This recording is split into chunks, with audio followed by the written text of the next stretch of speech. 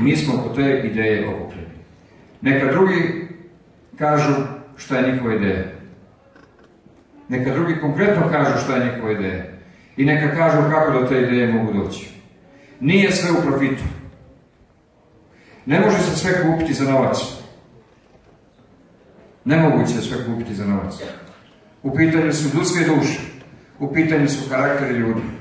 To se ne može kupiti za novac.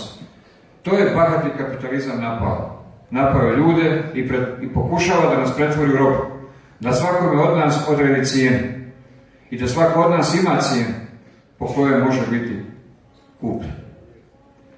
Narod se vrlo često na izborima izlaže upravo takvom utjecaju od onih političkih stranaka koji se na najgrublji način poigravaju sa ljudima, sa njihovim karakterima, sa dostojanstvom, nudeći pare za za glas na izborima.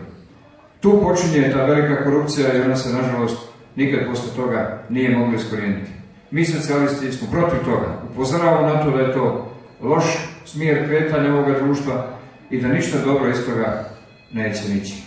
Mi također govorimo o tome da je krajnje vrijeme da shvatimo da svi mi koji smo u politici i građani koji nas podržavaju, očekujem da će to prihvatiti, treba da budemo posvećeni opštim interesima. I sa punim pravom mogu da kažem da se Socijalistička partija u svom političkom radu, djelovanju, kolektivno i kroz sve pojedince koji u njeno ime djeluju, razlikuju od drugih po tome što politiku ne shvatamo kao priliku za lične interese i potrebe, nego ulogu u kojoj radimo za opšte dobro. Nama je te politike potrebno mnogo više. I zato s pravom izlazimo pred narod i tražimo od vas podršku. Mene raduje činjenica koju sam, doživio i osjećam je samo prva 2 dana kampanje. Jučer smo bili u Stanarima, to je najmlađa opština Republike Srpske, koja funkcioniše nekih 17 mjeseci. Tamo je bila prepuna dvorana ljudi koji su došli da podrže socijaliste.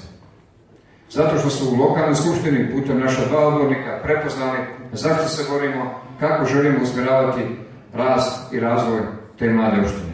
Posle toga smo bili u Doboju, na otvorenom prostoru, pred narodom, lice u lice, pred 3000 građana Doboja. To vjerovatno niste mogli da vidite sinoć u stranačkoj hronici, jer je naša radio-televizija Republike Srpske sakrila taj pogled od javnosti. Nažalost, tako je.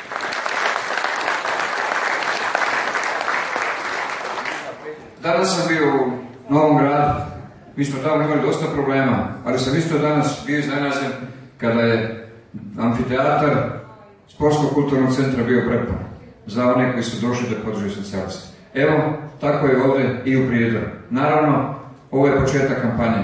Još se svi motori nisu ni uključili, da ne kažem zagrijali. I sigurno da već drugog dana kampanje imamo prve utiske, ali sam uvjeren da će oni utisci koji će biti na kraju biti puno bolji i povoljniji od ovog. Prvo, jer ćemo tada moći da kažemo da je narod prešao na stranu ideja socijalista, jer mi smo jedina partija koja je ostala i opstala sa nazivom socijalistička. Bilo ih je više koji su pokušavali da budu socijalisti, danas kopiraju, ali nisu uspjeli, svi su njihovi pokušaji propali. Zato što su željeli preko noći ono što se preko noći ne dovija. Ne možete ništa dobiti bez rada, bez velikog ulaganja.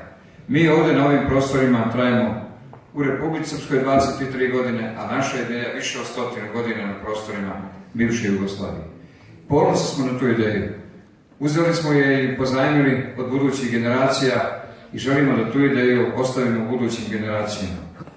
Društva sa socijalističkom partijom na vlasti, sa socijalističkom partijom ili socijalističkim partijama u tim državama na vlasti su drugačija društva. Socijalističke partije obično u zemljama koje posrnu, koje imaju problema dolaze na vlast i preuzimaju odgovornost da provedu ključne reforme. To je primjer brojnih evropskih i vanevropskih država pokazao. To se dešava i ovdje. Za nama socijalistima realno postoji još mnogo veća potreba u institucijama kako opština i gradova, tako i same Republike Srpske. A da bismo taj prostor popunili i da bi ostvarili naš cilj, treba nam vaša podrška. I mi imamo razloga da stanemo pred narod i da od naroda tražimo podršku. Jer sve ono što smo govorili u prethodnim godinama radimo. Nismo se skrivali ni od jedne svoje obaveze, ni od onih teških i neprijatnih kada imamo suočavanje sa ljudima, koje nekada zna biti i bolno jer ljudi od vas očekuju nešto, a vi im tog časa ne možete ispuniti, a nismo bježali od njih. Zalagali smo se za reforme koje su dale rezultate. Penzijska reforma je uspjela da stabilizuje penzijski sistem, on je danas stabilan i uspjeli smo da ga uvedemo u trezorski sistem finansiranja, što znači da se u Republici Srpskoj prvo počinju plaćati penzije, pa onda plate za zaposlenike. To se nije desilo prije nego što su došli socijalisti u resor rada, putem koga smo donijeli reformski zakon, a posle toga je provodili reformske politike. To naravno nisam učinio sam ja, to smo učinili zajedno kao tim i kao vlada koja je takvoj ideji i orijentaciji dala podršku. I s pravom mogu da izađem pred penzionere da od njih tražimo podršku, jer za penzionere, otkako se završio rat, nijedna politička stranka nije učinila konkretni potez kao što je to učinila Socijalistička partija. Ja ovo mogu da dokažem.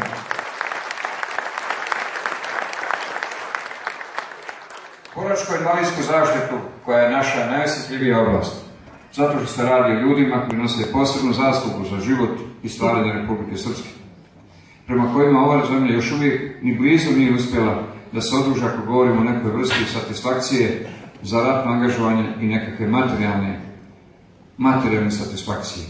Ali uspostavili smo pravičan sistem. Mi danas nemamo masovno nezadovoljstvo boraca, jer oni procenjuju da imaju pravičan sistem u kome država onoliko sredstava koliko ima raspodjeljuje pošteno i korektno i pravedno u korist onih koji su pravo ostvarili. Ima oni koji se prvo uključuju u sistem boračko-invalidske zaštite, ali to očekujemo od boračkih organizacija da pokrenu inicijativi da takvi budu izbačeni iz sistema ako su lažno u njega ušli. Ali ja vam želim obećati da ćemo i narednom periodu voditi računa da taj sistem ostane stabilan, iako ima pokušaja da se on destabilizuje. Kada smo provodili reforme prije 2,5 godine u ovom sistemu, tada su nas uvjeravali da je to pogrešan put.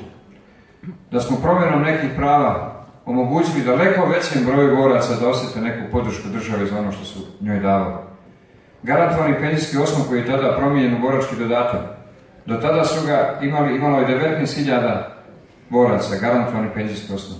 A danas 59.000 boraca, tako Milane, prima mjesečni borački dodatak. Mali je to dodatak. Nije on ni blizu ono što treba da bude satisfakcija za angažovanje u ratu. Ali jeste jedan vid sigurnosti i osjećaj solidarnosti da borci nisu zaboravljeni, da nije zaboravljen ni borac seljak koji je bio do tada zaboravljen i koga se niko nije sjetio. Onaj ko sigurno nikad ne bi stekao pravo na penziju, vjerojatno nikada ne bi ni osjetio bilo kakvu podršku svog sistema boračko-invalidske zaštite. Danas svaki borac preko 60 godina prima mjesečni borački dodatak, iduće godine će ih biti negdje oko 6.000 više u sistemu boračko-invalidske zaštite. Prema tome, i tu možemo da kažemo da smo ostvarili ono što smo najavili i učinili taj sistem stabilan. U oblasti industrije, energetike i razvoja vidite da se krećemo u dobrom smjeru. Krećemo se u pravcu da razvijamo Republiku Srpsku na resursima koje ona ima. Energetika je jedan od najvećih resursa Republike Srpske i tu imamo jako dobre rezultate i bit će ih još i više. Gradimo nove energetske objekte, ali gradi Elektroprivreda Republike Srpske kao javno preduzeće za svoje potrebe i ostaće trajno u vlasništvu Republike Srpske, a ne u vlasništvu pojedinaca kao što je to izgledalo unazad nekoliko godina će biti. Mali objekti, mali hidroelektrane, one će biti građene sredstvima privatnih vlasnika i to je dobro, to radi u svim državama. A veliki objekti treba da ih gradi država i da ona njima upravlja i ostanu u vlasništvu države i da služe budućim generacijama i da stvaraju materijalnu vrijednost koja će biti za sve ljude ove naše republike. Dakle, to je orijentacija koju smo u ekonomiji imali i još ćemo više pojačati rad na iskorištenju prirodnih resursa, to je prije svega voda, poljoprivredno zemljište. Ono što moramo reći svima, što često na tribinama ovoga tipa ljudi ne govore, a to je da moramo biti spremni da više radimo. Da se više trudimo da radimo. Ima posla. Vrlo često imamo priliku da se ljudi pozovu na posao, da ne žele posao prihvatiti. Da li imaju negdje posao na crno, a ne žele regularan posao, ili jednostavno ne žele da rade. Plate očito nisu zadovoljavajuće ni na nivou koliko su potrebe svakog od nas, ali je važno dobiti posao i krenuti da radimo. Mi se u tom smislu kao društvo moramo početi mijenjati. Nekako smo se odvikli od rada, a vjerujte da mnogo prostora ima da možemo raditi, mnogo više i stvarati više u Republici. Želim da naglasim da je naša orijentacija da snažnije povezujemo opštine i gradove sa institucijama Republike i da na opštine i gradove prenosimo dio nadležnosti koje danas imaju institucije Republike Srpske kao ekskluzivno pravo ili obavezu. Želimo gradove i opštine učiniti više odgovorni za rast i razvoj opština. Opštine i gradovi ne mogu biti samo puka administracija koja će neko stanje evidentirati. Moramo im udjeluti obavezu da nose tu razvojnu dimenziju. Neki gradovi su to imali u vidu, prepoznali potrebu i zato su se podigli, bolji su drugi. Prijedor je jedan od takvih gradova. Ali sam Prijedor ne može ostati izolovan slučaj i niti politika Prijedora ovako kakva je ne treba da bude usamljena, ona treba da ima snagu i podršku i drugih, ali aktivnu ulogu i drugih političkih subjekata. Uvjeren sam da mi socijalisti ovdje u Prijedoru možemo, kada budemo posle ovih izbora dio lokalne vlasti, učiniti još i više za grad Prijedor sa našim partnerima. To sam večeras došao da vam kažem, da vas pozovem, da vas ohrabrim, da ne mislite da je Prijedor predodređen samo za jednu političku stranku. To je moj prijatelj, gospodin Pavić, koji marljivo, odgovorno, ozbiljno radi svoj posao gradonačelnika. Imamo jako dobru saradnju u okviru naše koalicije, koja je najstabilnija koalicija u ovom dijelu Europe. Više od 10 godina u kontinuitetu.